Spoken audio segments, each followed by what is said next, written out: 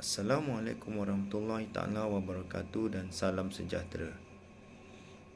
Kami daripada kumpulan G1 akan membuat pembentangan tugasan subjek GMGA 3073 iaitu pengurusan awam strategik. Tajuk yang kami pilih ialah isu integriti di dalam organisasi PDRM. Sebab itu, saya akan memperkenalkan ahli kumpulan kami yang terdiri daripada Nur Jihan binti Abdul Ghani, Cik Mustafa Hilmi bin Cik Zakaria, Hafizan bin Maksum, Muhammad Faiz bin Zahar serta saya sendiri Muhammad Hafiz bin Yusof. Sekarang saya akan menerangkan sedikit tentang organisasi Polis Diraja Malaysia ataupun PDRM. PDRM merupakan organisasi keselamatan yang mempunyai anggota seramai 125,000 orang di seluruh negara. Organisasi ini terletak di bawah Kementerian Dalam Negeri Malaysia dan mempunyai pelbagai jabatan di dalamnya. Tugas utama organisasi ini ialah menjaga keselamatan dan keamanan negara daripada penjenayah di dalam negara ataupun yang datang daripada luar negara. Visi PDRM adalah menjadi peneraju keselamatan bagi mengekalkan Malaysia selamat dan aman, manakala misi PDRM pula adalah memberi perkhidmatan kepolisian yang profesional, berkualiti dan berintegriti ke arah keselamatan dan ketenteraman awam. Manakala moto PDRM pula adalah polis dan masyarakat berpisah tiada. Di sini saya akan menerangkan pula 5 tujuan penubuhan PDRM mengikut Seksyen 3 Akta Polis 1967. Yang pertama, pemeliharaan undang-undang dan keselamatan awam di Malaysia. Yang kedua, mengekalkan undang-undang dan ketenteraman awam di Malaysia. Yang ketiga, mencegah dan mengesan jenayah di Malaysia.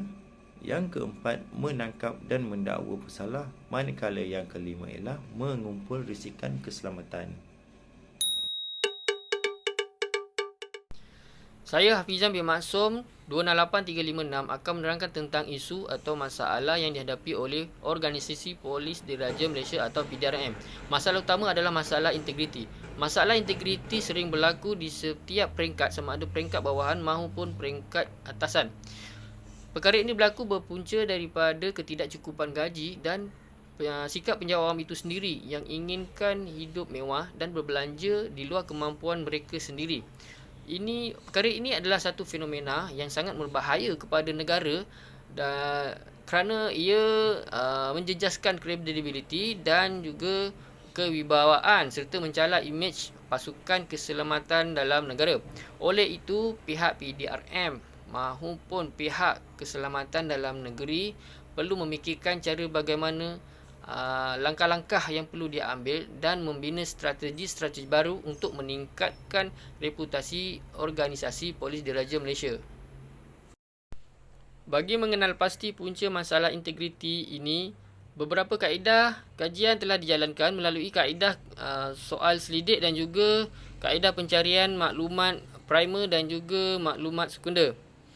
Hasil kaedah kajian ini daripada 160 sampel yang sah berjaya diambil dan dikumpul daripada 200 set soal selidik yang telah diedar melibatkan responden anggota PDRM yang berkhidmat di beberapa balai di seluruh negeri Johor. Daripada hasil dapatan kajian kami mendapati bahawa dari segi kategori mengikut jantina, seramai 120 responden adalah dalam kalangan lelaki bersamaan 75%, manakala 40 responden melibatkan anggota wanita bersamaan 25%. Bagi kategori bilangan responden yang terlibat, kami mendapati bahawa daerah Johor Bahru adalah daerah yang tertinggi bilangan responden, iaitu 50 responden, diikuti daerah Kulai bersamaan 32 responden. Manakala Pontian pula seramai 28 responden, Kota Tinggi 11 responden, Keluang pula 10 responden, Batu Pahat pula sama responden dengan daerah Keluang, iaitu 10 responden. Mersing pula seramai 6 responden, Muar 5 responden, daerah Segamat 4 responden dan akhir sekali Ledang 4 responden. Bagi kategori tempat tinggal pula, seramai 60 bilangan responden menduduki di perumahan kaki tangan, manakala 44 bilangan responden mereka menduduki di rumah sendiri dan 70 bilangan responden adalah mereka yang menduduki di rumah sewa. Bagi kategori status perkahwinan, seramai 44 responden adalah kalangan mereka yang masih bujang bersamaan 27.5%, manakala seramai 96 responden adalah terdiri daripada anggota yang telah berkahwin bersamaan 60%, dan akhir sekali seramai 20 responden adalah di kalangan anggota yang telah bercerai, iaitu bersamaan 12.5%. Mengikut kategori pangkat pula, bilangan responden yang tertinggi adalah dalam kalangan jawatan konstebel, iaitu 55 bilangan responden bersamaan 34.38%. Manakala bilangan responden yang terendah adalah seramai 6 bilangan responden bersamaan 3.75% melibatkan anggota polis berpangkat Sub-Inspektor Polis. Pangkat Sarjan Meja pula mencatatkan bilangan seramai 9 responden bersamaan 5.63%, manakala pangkat Sarjan pula mencatatkan bilangan seramai 20 bilangan responden bersamaan 12.5%. Pangkat Korporal pula melibatkan 30 bilangan responden bersamaan 18.75% dan akhir sekali melibatkan Lance Korporal, iaitu seramai 40 bilangan responden bersamaan 25%. Assalamualaikum warahmatullahi wabarakatuh. Saya Cik Mustafa ini bin Cik Zakaria, nombor metrik 268317. Saya akan huraikan tentang tajuk analisis persekitaran luaran. Yang pertama adalah politik. Pucuk pimpinan PDRM sentiasa memastikan keselamatan negara adalah terjamin setiap masa dengan memastikan semua bahagian PDRM menjalankan penugasan untuk menjaga keamanan dalam negara mengikut bidang kuasa yang telah ditetapkan oleh undang-undang. Yang kedua adalah ekonomi. PDRM juga merupakan organisasi yang menyumbang kepada pendapatan ekonomi negara, iaitu melalui hasil-hasil kompaun yang telah dikeluarkan kepada para pesalah trafik dan hasil denda terhadap lain-lain kesalahan yang berlaku dalam negara. Yang ketiga adalah sosial. Sistem sosial di Malaysia adalah terbuka, di mana kebebasan adalah diberi kepada setiap orang tanpa mengira agama, bangsa, keturunan dan sebagainya. Rakyat Malaysia dari semua kaum juga bebas memilih apa-apa bentuk kegiatan ekonomi yang diminati dan bersesuaian dengan apa yang dimiliki, selagi mana ianya tidak menyalahi sebarang undang-undang negara. Semua kaum juga tanpa mengira keturunan bebas memegang apa-apa jawatan dalam kerajaan dan swasta. Yang keempat adalah teknologi. Kerajaan Malaysia menggalakkan rakyat Malaysia untuk mengguna dan mendapatkan pendidikan berkaitan teknologi. Beberapa institusi pengajian tinggi dalam negara yang menawarkan sistem pendidikan berkaitan teknologi adalah UiTM, Politeknik, UniKL, UUM dan lain-lain. Satu kementerian juga telah diwujudkan untuk mempertingkatkan penggunaan teknologi negara, iaitu Kementerian Teknologi dan Inovasi. Contoh sistem teknologi yang digunakan oleh organisasi awam dan swasta pada masa ini adalah sistem robotik dalam industri, sistem HAMIS dan penyimpanan data ahli dan sebagainya. 5 pasukan porter. 5 pasukan porter adalah dimaksudkan kepada 5 perkara utama yang digunakan oleh organisasi bagi membuat analisis supaya organisasi tersebut sentiasa mampu untuk menghadapi sebarang kemungkinan yang boleh menghalang visi dan misi sesebuah organisasi daripada tercapai. Yang pertama adalah ancaman peserta baru. Ancaman peserta baru bermaksud kemunculan organisasi lain yang akan menyaingi organisasi PDRM. Sebagai contoh, pada waktu sekarang ini telah ditubuhkan beberapa agensi penguatkuasaan baru, iaitu Jabatan Laut, Maritim dan lain-lain yang menjalankan fungsi penguatkuasaan seperti pasukan polis marine PDRM. Jika PDRM gagal menangani sebarang isu, yang berlaku, berkemungkinan pasukan polis marine akan dimasukkan dan kuasa tersebut akan diambil alih oleh pasukan lain seperti Jabatan Laut dan Maritim Malaysia. Yang kedua adalah ancaman pengganti. Ancaman pengganti akan berlaku apabila ada agensi penguatkuasaan lain yang akan minta untuk diberikan kuasa yang sama dengan agensi PDRM atas alasan organisasi PDRM gagal menangani setiap perkara yang berlaku di dalam negara. Yang ketiga adalah kuasa tawar pembeli, iaitu apabila banyak perkara atau permasalahan yang timbul gagal diselesaikan oleh PDRM, maka akan wujud kuasa tawar pembeli yang terdiri daripada orang ramai, iaitu rakyat akan menuntut supaya kerajaan mengambil sesuatu tindakan terhadap organisasi, termasuk pengurangan bajet, sesuatu pembangunan dan organisasi dan sebagainya. Yang keempat adalah pembekal kuasa tawar menawar, iaitu merujuk kepada usaha kerajaan bagi memenuhi segelintir pihak. Contoh, kerajaan menawarkan kenaikan gaji atau allowance kepada PDRM, tetapi kerajaan akan menubuhkan satu akta baru yang lebih keras tindakan terhadap apa perkara yang melibatkan organisasi PDRM. Yang kelima adalah persaingan yang kompetitif. Ya, sehingga kini terdapat persaingan di antara agensi penguatkuasaan dalam negara di mana masing-masing ingin menubuhkan pasukan khas atau pasukan elit yang akan menjalankan operasi khusus penguatkuasaan bagi menjadikan agensi mereka lebih menonjol dalam bidang penguatkuasaan. Antara pasukan penguatkuasaan tersebut adalah Jabatan Imigresen Malaysia, Jabatan Pengangkutan Jalan, Jabatan Kastan Diraja Malaysia, NGO PPIN dan pertubuhan badan beruniform bukan kerajaan, iaitu Jabatan Sukarelawan Malaysia, RELA dan sebagainya.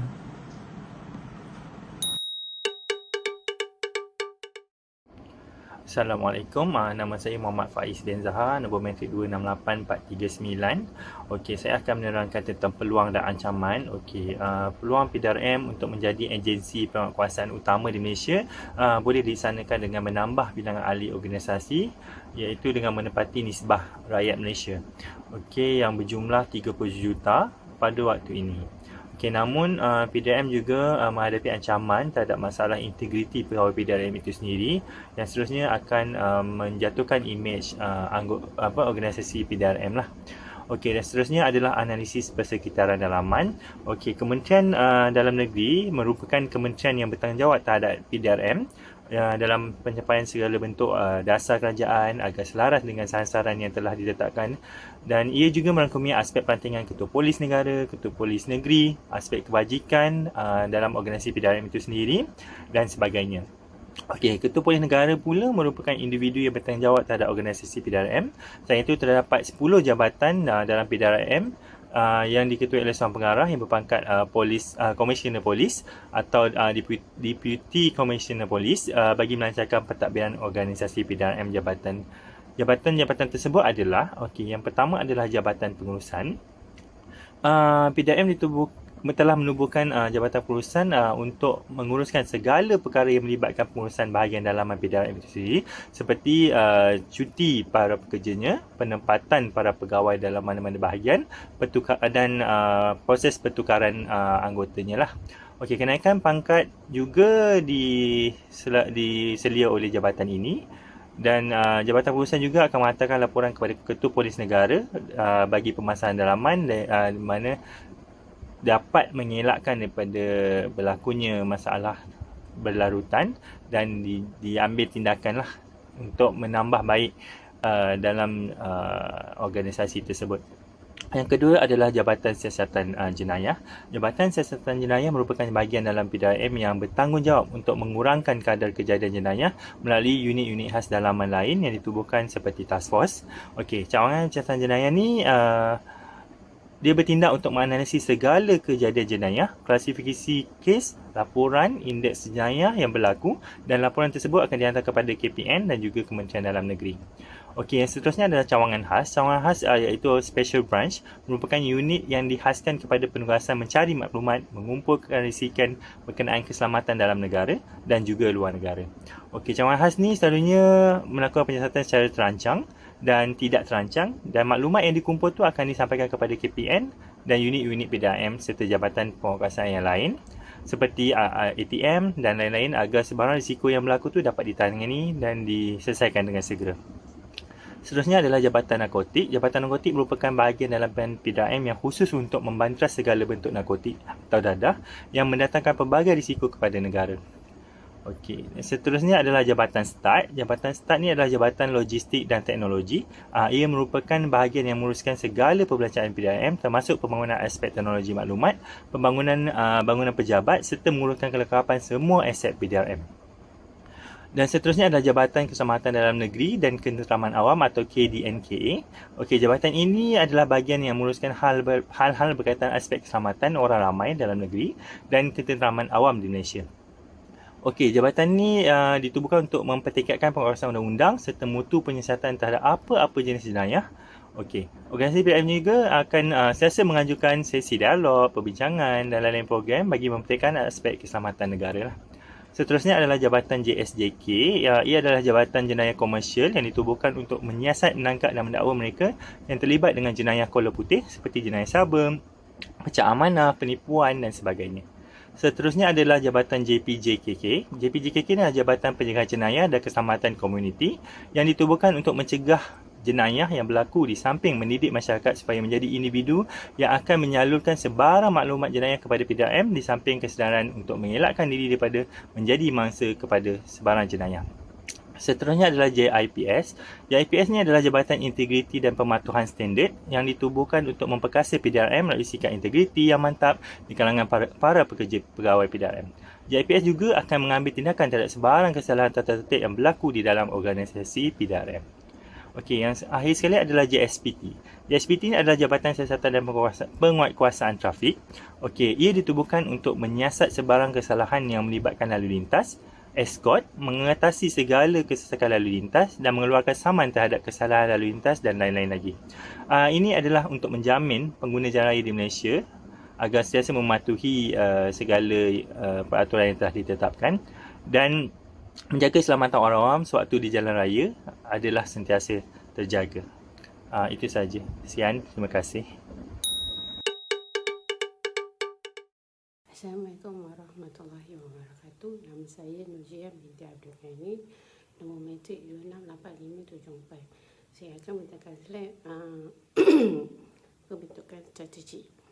Pembentukan strategi ada mulai 3 iaitu strength, kekuatan, opportunity, peluang dan threat, ancaman.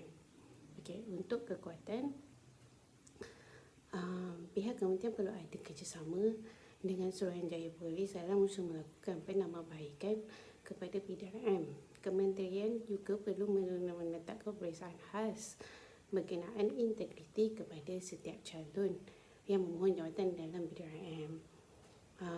Pihak KDN juga menekankan pucuk pemimpin organisasi itu sendiri supaya melakukan beberapa perkara untuk menangani masalah integriti. KDN merupakan kementerian yang bertanggungjawab untuk menangani organisasi PDRM melalui saranan-saranan tertentu kepada organisasi PDRM. Okay. Yang kedua, ancaman. Dalam ancaman terdapat 2 ancaman kepada organisasi PDRM iaitu ancaman dalaman dan ancaman luaran. Okey, contoh ancaman dalaman ialah daripada organisasi para ahli organisasi PDRM. Sebagaimana diketahui, PDRM adalah merupakan agensi penguasa terbesar negara.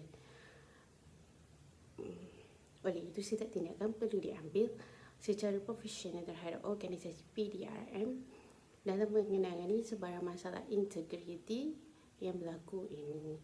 Okey, untuk ancaman luaran pula adalah contoh pengganas jenayah, ajaran sesat dan lain-lain lagi. Ancaman luaran ini sebenarnya setiap masa menjadikan PDRM sebagai sasaran mereka. Oleh itu, KDN dan organisasi PDRM perlu sentiasa melakukan sebarang penambahbaikan ke atas organisasi PDRM agar setiap pegawainya tidak menjadi mangsa yang ancaman luaran tersebut. Okey, bagi cadangan pula, strategi sesuai dilaksanakan kepada PDRM menghadapi masalah yang adalah 2 peringkat, iaitu peringkat kementerian dan organisasi. Dalam peringkat kementerian, Kementerian Dalam Negeri perlu sentiasa mengkaji segala perkara yang berkaitan keperluan kekurangan yang ada pada organisasi PDRM. Kementerian juga perlu menetapkan peperiksaan untuk penambahbaikan kepada PDRM. Calon yang mempunyai rekod jenayah, salah laku, masalah isi dan pelbagai sikap negatif perlu ditolak tepi untuk mengelakkan PDRM daripada tersilap ambil pegawai yang bermasalah yang seterusnya akan berimpak negatif kepada PDRM. Okey, penetapan KPI bagi menekalkan tahap integriti PDRM. Ini kerana kerjasama antara kedua pihak adalah perlu untuk kesejahteraan rakyat Malaysia. Bayangkan jika kementerian tidak bertindak ke atas masalah integriti yang berlaku, siapakah yang boleh diharapkan? Negara boleh hancur akibat penyelenggaraan integriti seperti rasuah, salah guna kuasa dan sebagainya. Untuk penguatkuasa undang-undang yang tegas dan hukuman berat ke atas kesalahan integriti, pihak kementerian juga perlu mencadangkan kepada kerajaan untuk dibuat satu rang undang-undang baru bagi mendakwa kesalahan integriti para penguatkuasa dan hukuman yang lebih berat dan tegas. Contohnya, kesalahan melibatkan integriti tiada jamiah boleh dilakukan kepada pesalah. Dan kata lain, pesalah akan berada di dalam lokap atau penjara sepanjang tempoh reman. Untuk peringkat organisasi pula, pihak organisasi PDRM perlu sentiasa peka dengan keadaan persekitaran yang berlaku dan perlu kemukakan segala permasalahan yang berlaku kepada kementerian tanpa gagal. Latihan dan perkhidmatan. Latihan juga memainkan peranan penting dalam melatih dan membentuk jati diri seseorang pegawai polis. Kebanyakan pegawai polis juga sentiasa sibuk dengan tugasan mereka masing-masing tanpa sempat menjalani latihan dalam perkhidmatan yang sewajarnya. Dengan ini adalah perlu akan latihan induksi dan latihan dalam perkhidmatan yang berterusan di samping kempen kesedaran bagi meningkatkan moral integriti di kalangan para pegawai PDRM. Peranan pihak tata tertib iaitu seperti Jabatan Integriti dan Pemantauan Standard BIPS, Bahagian Integriti dan Pemantauan Standard, dan perlu lebih memainkan peranan melakukan pemeriksaan rambang ke atas para pegawai polis yang bertugas di lapangan. Dengan cara ini, ia dapat meningkatkan integriti para pegawai polis yang sedang berkhidmat. Dengan cara ini, ia akan berjaya memartabatkan PDRM di mata masyarakat Malaysia. Okey, itu saja daripada saya. Sekian, terima kasih. Kesimpulannya, isu integriti yang berlaku di dalam PDRM haruslah diselesaikan dengan sebaik mungkin. Pihak pengurusan atasan maupun anggota bawahan perlulah bekerjasama dalam menangani isu integriti ini agar tidak melarat dan memberikan imej buruk kepada organisasi PDRM. PDRM merupakan organisasi yang amat penting di Malaysia, di mana tugas utamanya ialah menjaga keselamatan dan keamanan negara. Sekiranya isu integriti ini tidak dapat diselesaikan dengan baik, tidak mustahil rakyat tidak akan percaya lagi kepada organisasi PDRM, sedangkan PDRM merupakan organisasi yang sangat dipercayai oleh rakyat dan sangat diperlukan oleh rakyat pada masa kini. Sekian pembentangan daripada kumpulan kami G1. Saya ucapkan terima kasih. Assalamualaikum warahmatullahi taala wabarakatuh dan salam sejahtera.